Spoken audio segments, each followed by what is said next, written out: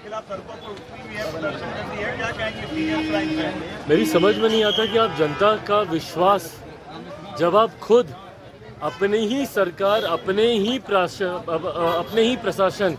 के खिलाफ मुख्यमंत्री होने के बावजूद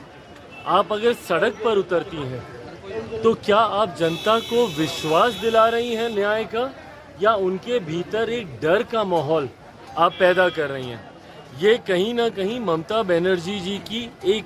मुख्यमंत्री होने के नाते कमजोरी को दर्शाता है। ये समझ के परे है कि एक राज्य का मुख्यमंत्री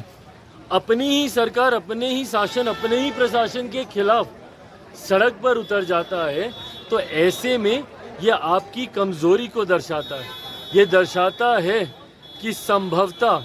आपके हाथ में भी अब अपने राज्य की व्यवस्था, अपने राज्य का तंत्र अब आपके कंट्रोल में भी नहीं है, और इसीलिए इतनी ज़्यादा अराजकता का माहौल बंगाल जैसे राज्य में बना हुआ है, जो सिर्फ और सिर्फ मुख्यमंत्री जी की लापरवाही, उनकी कमजोरी को दर्शाता है। यूपीएससी में लैटरल एंट्री पर लेकर राहुल गांधी ने आरएसएस से यूपीएससी की तुलना कर दी है और कहा कि सरकार आरक्षण खत्म करना चाहती है इस एंट्री के जरिए। देखिए, मैं इस दो बात को एकदम स्पष्ट कर दूं।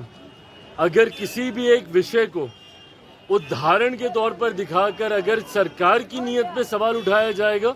तो आज की तारीख में सरकार का अंग होने के नाते मैं इस बात को स्पष्ट कर दूं, हेड ऑफ द गवर्नमेंट मेरे प्रधानमंत्री हैं, और प्रधानमंत्री जी की सोच कतई आरक्षण विरोधी नहीं हो सकती। पीछे कुछ दिनों पहले जब अनुसूचित समाज में भी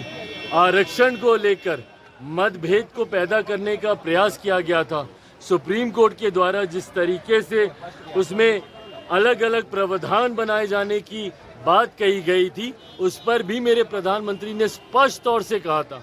और ये कैबिनेट की मीटिंग में ही इस बात को कहा गया था कि आरक्षण को जिस तरीके से बाबा साहेब भीमराव अंबेडकर ने जो प्रावधान बनाए हैं, वही प्रावधान वैसे ही लागू रहेंगे।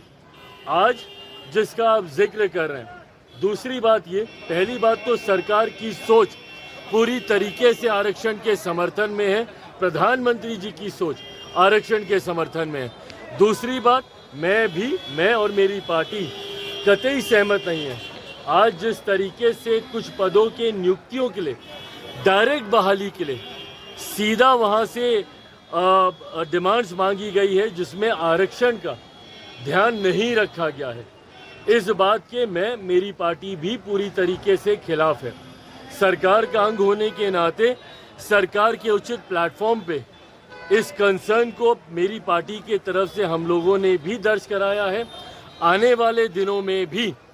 इसके ऊपर मजबूत आवाज़ हम लोगों की तरफ से उठाई जाएगी। कोई भी सरकारी पद की नियुक्ति अगर निकलती है तो उसमें आरक्षण के प्रावधानों का ध्यान रखा जाना ज़रूरी है। अनुसूचित जाति, जनजाति, पिछड़ा वर्ग का जो आरक्षण जिस तरीके से सरकारी नौकरियों में जिस तरीके से चलता आ रहा है, हर नियुक्ति में इसका ध्यान रखा जाए, ये अनिवार्य है। और अगर ऐसा नहीं रखा जाता है